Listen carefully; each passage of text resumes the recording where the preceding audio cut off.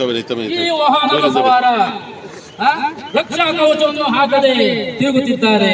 ಇದನ್ನು ಸಂಚಾರಿ ಪೊಲೀಸರು ಎಷ್ಟು ಬಾರಿ ವಾರ್ನಿಂಗ್ ಮಾಡಿದ್ದಾರೆ ಅದನ್ನು ಹೇಳುವಂತರಾಗಿ ಮಹಾಪ್ರಭು ಇವರು 28 ಬಾರಿ ಕಂಡು ಬಂದಿದೆ ಮಹಾಪ್ರಭು. ಚಿತ್ರಗುಪ್ತರೇ,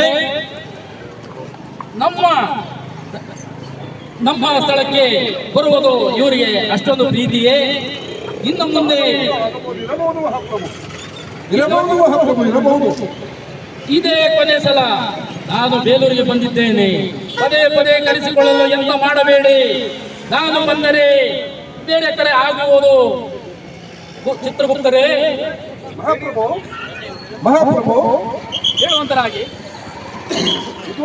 ಚಿತ್ರಗುಪ್ತರೇ, ಈಗ ಇದು ಕೊನೆಯ ಬಾರಿ ಎಚ್ಚರಿಕೆ.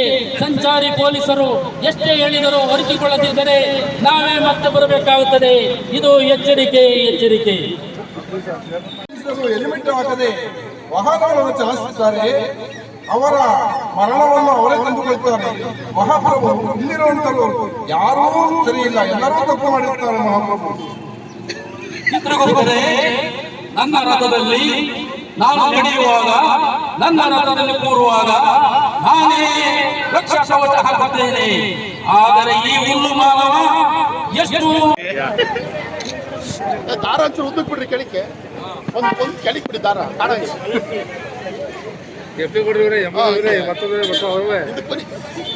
ಸಾಕ್ಸ್ ಮೊದಲು ಚೇಂಜ್ ಮಾಡಲಿಲ್ಲ ನೀನು. ಗದೆ ಸಣ್ಣ ಆಯ್ತು. ಗದಿ ತೂಕಣ ಇಲ್ಲಿ ಹಿಂದ್ಗಡೆ.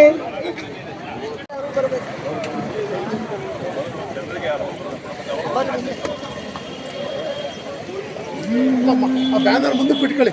ಬ್ಯಾನರ್ ಇನ್ನಿತರ ಸಂಘಟನೆಗಳ ಆಶ್ರಯದಲ್ಲಿ ರಾಷ್ಟ್ರೀಯ ರಸ್ತೆ ಸುರಕ್ಷಾ ಸಪ್ತಾಹವನ್ನು 2026 ಈ ವರ್ಷ ಈ ಜನವರಿ ತಿಂಗಳಲ್ಲಿ ಆಚರಿಸ್ತಾ ಇದ್ದೀವಿ. ನಾವು ಎಷ್ಟೋ ಸಾವುಗಳು ಸಂಚಾರಿ ನಿಯಮಗಳನ್ನು ಪಾಲಿಸದೆ ಆಗ್ತಾ ಇದ್ದಾವೆ. ಇದನ್ನು ಮನಗಂಡು ಸರ್ಕಾರ ಈ ನಿಟ್ಟಿನಲ್ಲಿ ರಸ್ತೆ ಸುರಕ್ಷಾ ಸಪ್ತಾಹವನ್ನು ಮಾಡೋದಕ್ಕೆ ಒಂದು ಕಾರ್ಯಕ್ರಮವನ್ನು ರೂಪಿಸುತ್ತದೆ. ಅದರ ಅಂಗವಾಗಿ ಈ ದಿನ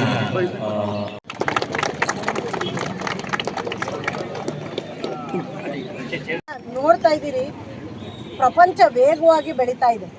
ಈ ವೇಗವಾಗಿ ಬೆಳೆಯುವಂಥ ಪ್ರಪಂಚದಲ್ಲಿ ನಮಗೆ ಇವತ್ತು ರಸ್ತೆ ನಿಯಮಗಳು ನಮ್ಮ ಜೀವನಕ್ಕೆ ಅತ್ಯವಶ್ಯಕವಾಗಿದೆ. ಯಾಕೆ ಅಂತಂದರೆ ಈ ರಸ್ತೆ ನಿಯಮಗಳನ್ನ ನಾವು ಪಾಲಿಸಲೇಬೇಕು. ಇವತ್ತು ಇದು ನಿಯಮ ಆಗಿಲ್ಲ, ನಮ್ಮ ಜೀವನದ ಅತ್ಯವಶ್ಯಕವಾಗಿದೆ. ನೀವು ಇತ್ತೀಚೆಗೆಲ್ಲ ನೋಡ್ತಾ ಇರ್ಬೋದು, ರಸ್ತೆ ನಿಯಮಗಳನ್ನ ಪಾಲಿಸದೆ ಮತ್ತು ಅಪಘಾತಕ್ಕೆ ಅವಸರವೇ ಕಾರಣ. ನಮ್ಮಲ್ಲಿ ಪೇಷನ್ಸ್ ಇಲ್ಲದೇ ಇರೋದ ಕಾರಣ ಇವತ್ತು ಜಾಸ್ತಿ ಅಪಘಾತಗಳಾಗ್ತಿದ್ದಾವೆ. ಇದರಿಂದ ಸಾವು ನೋವು ಜಾಸ್ತಿ ಆಗ್ತಿದೆ.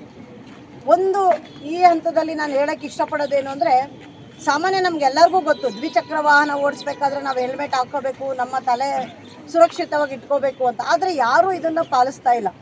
ಇತ್ತೀಚಿನ ಜನಗಳು ಹೇಗೆ ಅಂದರೆ ಕಾನೂನನ್ನು ನಮ್ಮ ಅಗತ್ಯಕ್ಕೆ ತಕ್ಕಂತೆ ಬೆಳೆಸ್ಕೊತಾ ಇದ್ದೀವಿ. ಒಂದು ಉದಾಹರಣೆ ಹೇಳಬೇಕು ಅಂದರೆ ನೋಡಿ, ನಿಮ್ಗೆ ಏನಾರ ತೊಂದರೆ ಆಯಿತಾ, ಏನಾರ ಗಲಾಟೆ ಆಯಿತಾ, ಮೊದಲು ನೀವು ಎಲ್ಲಿಗೆ ಓಡ್ತೀರಿ? ಪೊಲೀಸ್ ಸ್ಟೇಷನ್ನಿಗೆ, ಹೌದಾ? ಅವಾಗ ನಮಗೆ ಪೊಲೀಸರು ಬೇಕು. ಅದೇ ಸಂಚಾರಿ ನಿಯಮನ ಉಲ್ಲಂಘನೆ ಮಾಡಿದಾಗ ಪೊಲೀಸರು ನಮಗೆ ನೀವು ಹೆಲ್ಮೆಟ್ ಹಾಕ್ಕೊಳ್ಳಿ, ಸಂಚಾರ ನಿಯಮನ ಪಾಲನೆ ಮಾಡಿ ಅಂದರೆ ಅದೇ ಪೊಲೀಸರ ವಿರುದ್ಧ ನಾವು ತಿರುಗಿ ಬೀಳ್ತೀವಿ. ಇದು ಯಾಕೆ? ಅವ್ರು ಹೇಳೋದು ನಮ್ಮ ಒಳ್ಳೇದಕ್ಕೇನೆ. ಹಾಗಾಗಿ ಸಂಚಾರಿ ನಿಯಮಗಳನ್ನ ನೀವು ಪಾಲನೆ ಮಾಡಲೇಬೇಕು. ಇದು ನಮ್ಮ ಸುರಕ್ಷಿತ. ಇವತ್ತು ನಾನು ನೋಡ್ತಾ ಇದ್ದೀನಿ, ಎಷ್ಟೋ ಜನ ಇಲ್ಲಿ ದಯವಿಟ್ಟು ಆಟೋ ಚಾಲಕರು ಇದ್ದೀರಿ, ಎಷ್ಟೋ ಜನ ಡ್ರಿಂಕ್ ಆ್ಯಂಡ್ ಡ್ರೈವ್ ಮಾಡ್ತೀರಿ, ಹೌದಲ್ವಾ? ನಿಮ್ಮ ಮನೆಯಲ್ಲಿ ನಿಮ್ಮ ಕುಟುಂಬ ಕಾಯ್ತಾ ಇರುತ್ತೆ, ನಿಮ್ಮ ಮಕ್ಕಳು ಇರ್ತಾರೆ. ಇದನ್ನು ಸ್ವಲ್ಪ ನೀವೆಲ್ಲರೂ ಗಮನದಲ್ಲಿ ಇಟ್ಕೋಬೇಕು. ಮತ್ತು ಇನ್ನೂ ಎಷ್ಟೋ ಜನ ಆಟೋ ಚಾಲಕರು ಇದ್ದೀರಿ, DL ಇರಲ್ಲ, ಪ್ಲಸ್ ವಿಮೆನೂ ಮಾಡಿಸಿರಲ್ಲ. ಎಲ್ಲೋ 1,000 ಉಳ್ಸೋಕೆ ಹೋಗ್ತೀರಿ, ಅಪಘಾತ ಆದರೆ ನೀವು ಲಕ್ಷಾಂತರ ರೂಪಾಯಿನ ಖರ್ಚು ಮಾಡ್ಕೋತೀರಿ. ಹಾಗಾಗಿ ನೀವು ಇಲ್ಲಿ ಯಾರ್ಯಾರು ಚಾಲಕರು ಇದ್ದೀರಿ, ದಯವಿಟ್ಟು ಎಲ್ಲರೂ ನೀವು ವಿಮೆನೂ ಮಾಡಿಸ್ಕೊಳ್ಳಿ. DL ಇಲ್ದಲೇ ದಯವಿಟ್ಟು ಗಾಡಿ ಯಾರನ್ನೂ ಓಡಿಸ್ಲೂಬೇಡಿ. ಮತ್ತು ಇನ್ನೂ ಒಂದು ವಿಚಾರ ಹೇಳಬೇಕು ಅಂದರೆ, KSRTC ಚಾಲಕರು ಇದ್ದೀರಿ, ನಿಮಗೆಲ್ಲ ಹೌದು ಕೆಲವೊಂದು ನಿಬಂಧನೆ ಸಮಯ ಪಾಲನೆ ಮಾಡಬೇಕು, ಬಸ್ನ ವೇಗವಾಗಿ ಓಡಿಸ್ತೀವಿ. ಆದರೆ ಆ ವೇಗವಾಗಿ ಓಡಿಸೋದು ಒಂದು ಇತಿಮಿತಿಲಿರಲಿ. ಯಾವುದೇ ರೀತಿಯಾದ ಅರ್ಜೆಂಟ್ ಬೇಡ, ಅದನ್ನು ನೋಡಿಕೊಂಡು ಸುರಕ್ಷಿತವಾಗಿ ಓಡಿಸಿ. ಯಾಕೆಂದರೆ ನಿಮ್ಮ ಕುಟುಂಬ ನಿಮಗೋಸ್ಕರ ಕಾಯ್ತಿರುತ್ತೆ. ಅದ್ರ ಜೊತೆಗೆ ನಿಮ್ಮ ಬಸ್ಸಲ್ಲಿರುವಂಥ ಪ್ರಯಾಣಿಕರ ಸುರಕ್ಷತೆಯೂ ನಿಮ್ಮ ಮೇಲೆ ಜವಾಬ್ದಾರಿ ಇರುತ್ತೆ. ಹಾಗಾಗಿ ನಾನು ಎಲ್ಲರಿಗೂ ವಿನಂತಿಸ್ಕೊಳ್ಳೋದೇನು ಅಂದರೆ ರಸ್ತೆ ನಿಯಮಗಳನ್ನ ಪಾಲಿಸಿ, ಮುಖ್ಯವಾಗಿ ದ್ವಿಚಕ್ರ ವಾಹನದಲ್ಲಿ ಪೊಲೀಸರು ಹೇಳಲಿ ಬಿಡಲಿ ಇದು ನಮ್ಮ ಕರ್ತವ್ಯ. ರಸ್ತೆ ನಿಯಮಗಳನ್ನ ಪಾಲಿಸೋದು ನಮ್ಮ ಕರ್ತವ್ಯ. ದಯವಿಟ್ಟು ಎಲ್ಲರೂ ದ್ವಿಚಕ್ರ ವಾಹನ ಓಡಿಸ್ಬೇಕಾದ್ರೆ ಹೆಲ್ಮೆಟ್ ಹಾಕ್ಕೊಳ್ಳಿ. ಇದ್ರ ಜೊತೆಗೆ ಇನ್ನೊಂದು ನಾನು ಹೇಳೋದೇನು ಅಂದರೆ ದಯವಿಟ್ಟು ಯಾರು ಕುಡಿದು ವಾಹನ ಚಾಲನೆ ಮಾಡಬೇಡಿ. ಅದ್ರ ಜೊತೆಗೆ ಇತ್ತೀಚೆಗೆ ಜಾಸ್ತಿ ಅಪಘಾತ ಆಗ್ತಿರೋದೇನು ಅಂದರೆ ಮೊಬೈಲ್. ಇವತ್ತು ನೋಡಿ ನಿಮ್ಮ ಎಲ್ಲರ ಕೈಲೂ ಮೊಬೈಲ್ ಇದೆ, ಪತ್ರಕರ್ತರ ಕೈಲಿ ಎಲ್ಲರ ಕೈಲೂ ಮೊಬೈಲ್ ಇದೆ. ನಿಮ್ಮ ಮೊಬೈಲ್ನ ಎಷ್ಟೊಂದು ಪ್ರೊಟೆಕ್ಟ್ ಮಾಡ್ಕೊಂಡಿದ್ದೀರಿ, ಅದಕ್ಕೆ ಸ್ಕ್ರೀನ್ ಕವರ್ ಇರ್ಬೋದು ಅಥವಾ ಬ್ಯಾಕ್ ಕವರ್ಸ್ಗಳಿರ್ಬೋದು ಎಲ್ಲ ಹಾಕ್ಕೊಂಡಿದ್ದೀರಿ. ಹಂಗಾರೆ ನಮ್ಮ ತಲೆಗೆ ಬೇಡವಾ? ಹಂಗಾರೆ ನಮ್ಮ ತಲೆಗೆ ಬೆಲೆ ಇಲ್ವಾ? ಇದನ್ನ ನೀವುಗಳೇ ಅರ್ಥಕೋಬೇಕು. ಹಾಗಾಗಿ ಡ್ರಿಂಕ್ ಆ್ಯಂಡ್ ಡ್ರೈವ್ ಸಹ ತಪ್ಪು, ಮತ್ತು ಅದ್ರ ಜೊತೆಗೆ ಮೊಬೈಲ್ನ ಮಾತಾಡ್ತಾ ಚಾಲನೆ ಮಾಡೋದು ಇನ್ನೂ ದೊಡ್ಡ ತಪ್ಪು ಅಂತ ಹೇಳ್ತಾ ಇವತ್ತು ಈ ಕಾರ್ಯಕ್ರಮನ ಯಮರಾಜ ಮತ್ತು ಚಿತ್ರಪುತ್ರ ಇದ್ದಾರೆ. ನಿಮಗೆ ಇದೊಂದು ಒಂದು ಎಚ್ಚರಿಕೆ ಗಂಟೆ. ಯಾಕೆ ಅಂತಂದರೆ ನಾವು ರಸ್ತೆ ನಿಯಮಗಳನ್ನ ಪಾಲಿಸ್ದಲ್ಲೇ ಎಚ್ಚರ ತಪ್ಪಿ ಮಾಡಿದ್ರೆ ಯಮರಾಜ ಪಕ್ಕದಲ್ಲೇ ಇರ್ತಾರೆ, ಎಳ್ಕೊಂಡು ಹೋಗ್ತಾರೆ ಅನ್ನೋ ಅಷ್ಟೇ ಸೂಚನೆ. ದಯವಿಟ್ಟು ಎಲ್ಲರೂ ರಸ್ತೆ ನಿಯಮನ ಪಾಲಿಸಿ. ಮತ್ತು ಇತ್ತೀಚೆಗೆ ನಾವು ನೋಡ್ತಾ ಇರೋದು ಅಪ್ರಾಪ್ತ ವಯಸ್ಕರಿಗೆ ವಾಹನಗಳನ್ನ ಕೊಡ್ತಾ ಇದ್ದೀರಿ. ಅಪ್ರಾಪ್ತ ವಯಸ್ಕರಿಗೆ ವಾಹನಗಳನ್ನ ಕೊಟ್ಟಾಗ ಅದಕ್ಕೆ ದಂಡ 25,000 ಇದೆ. ಇವತ್ತು ನಾವು ನೋಡ್ತಾ ಇದ್ದೀವಿ ಕೋರ್ಟಲ್ಲಿ, ಮೇಡಮ್ ನಾವು ತುಂಬ ಬಡವರಿದ್ದೀವಿ ಕಡಿಮೆ ಹಾಕಿ ಅಂತ.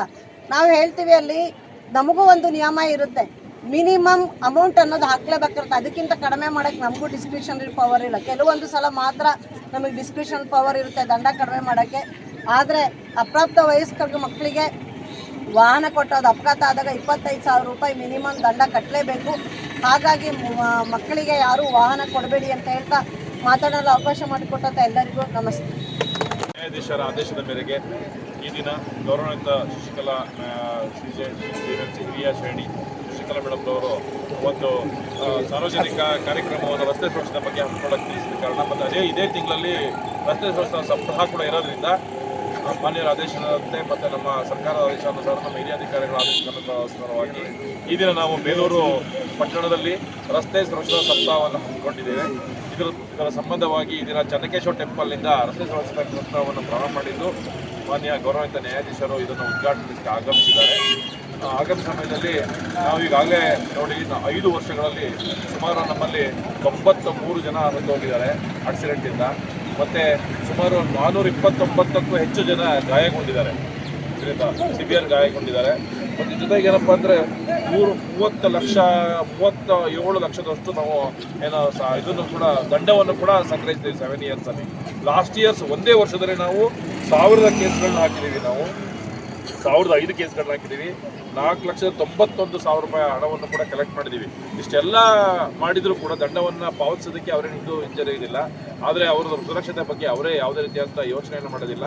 ಈ ಕಾರಣಕ್ಕೋಸ್ಕರ ನಾವು ಈ ದಿನ ಜನರಿಗೆ ಒಂದು ನೂತನವಾಗಿ ಅವರಿಗೆ ಜನರನ್ನು ಎಚ್ಚರಿಸುವುದರ ಮುಖಾಂತರ ಮತ್ತು ಅವರಿಗೆ ಈ ಕಡೆ ನಮ್ಮ ಕಡೆಗೆ ರಸ್ತೆ ಸುರಕ್ಷತೆ ಬಗ್ಗೆ ಗಮನ ಸೆಳೆಯುವ ದೃಷ್ಟಿಯಿಂದ ಈ ದಿನ ನಮ್ಮಲ್ಲಿ ಏನಪ್ಪ ಅಂದರೆ ಬೀದಿ ನಾಟಕವನ್ನು ಕೂಡ ಮಾಡಲಿಕ್ಕೆ ಅವ್ರನ್ನ ಕರ್ಕೊಂಡು ಬಂದು ನಾವೀಗ ನಮ್ಮ ಕೆಂಪೇಗೌಡರು ಹಾಗೂ ನಮ್ಮದೇ ಠಾಣೆಯ ASI ಆದಂಥ ಸೋಮಶೇಖರ್ ಅವರೊಂದಿಗೆ ಇವತ್ತು ಒಂದು ನೂತನವಾದಂತಹ ವಿಧಾನದಲ್ಲಿ ಅವ್ರನ್ನ ರಸ್ತೆ ಸುರಕ್ಷತೆ ಬಗ್ಗೆ ಜಾಗೃತಿಯನ್ನು ಮೂಡಿಸ್ತಾ ಇದ್ದೀವಿ.